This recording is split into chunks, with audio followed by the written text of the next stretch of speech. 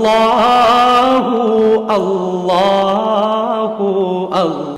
بسم اللہ الرحمن الرحیم۔ ابھی آپ نے سنا زلزلہ آیا ہرنائی میں، بلوچستان میں۔ بہت خطرناک زلزلہ تھا، بہت سارے لوگ شہید ہو گئے اور بے شمار زخمی ہو گئے، بہت سارے گھر ٹوٹ گئے۔ اور یہ اللہ پاک کی طرف سے زلزلے یہ کیوں آتے ہیں؟ اللہ قرآن میں ارشاد فرماتے ہیں وَلَنُذِيقَنَّهُمْ مِنَ الْعَذَابِ الْأَدْنَىٰ دُونَ الْعَذَابِ الْأَكْبَرِ لَعَلَّهُمْ يَرْجِعُونَ۔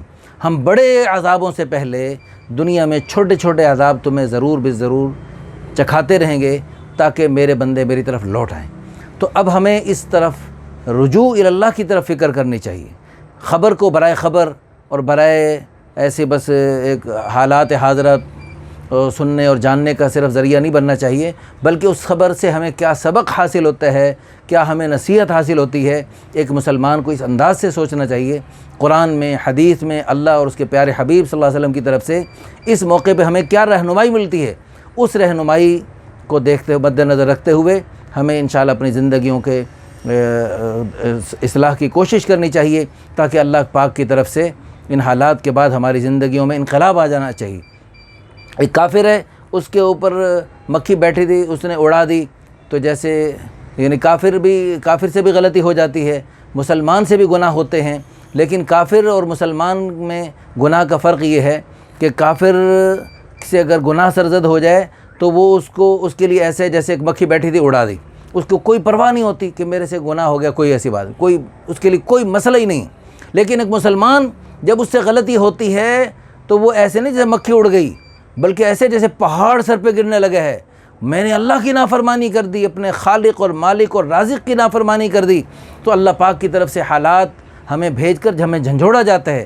اور دیکھیں رسول اللہ صلی اللہ علیہ وسلم کی پیاری دعا تھی، یا اللہ میری امت کو پہلی امتوں کی طرح یک بارگی صفحہ ہستی سے نہ مٹانا۔ اس قسم کے گناہ جب ہوتے تھے پہلی امتوں میں تو اللہ پاک کی طرف سے پوری امت کو صفحہ ہستی سے مٹا دیا جاتا، پوری قوم کو صفحہ ہستی سے مٹا دیا جاتا تھا۔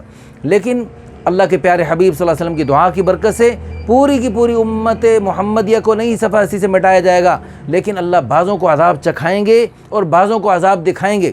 جن کو عذاب چکھایا، جو ہمارے مختلف حوادث کا شکار ہو کر، زلزلوں اور اولوں کا شکار ہو کر اللہ کے پاس اچانک پہنچ گئے، وہ توبہ نہیں کر سکتے، وہ رجوع اللہ نہیں کر سکتے، وہ کہہ رہے ربنا ابصرنا وسمعنا، یا اللہ ہم نے دیکھ لیا اور سن لیا، فرجعنا، ایک دفعہ ہمیں واپس بھیج دیجئے، نعمل صالحہ، سارے اچھے عمل کریں گے، انا موقنون، ہمیں پکا یقین آ گیا۔ لیکن اللہ کی قسم ان کو دوبارہ مہلت نہیں ملے گی، پہلی اور آخری مہلت، پہلا اور آخری چانس، اور یہ جب تک سانس ہے چانس ہے، سانس ختم چانس ختم۔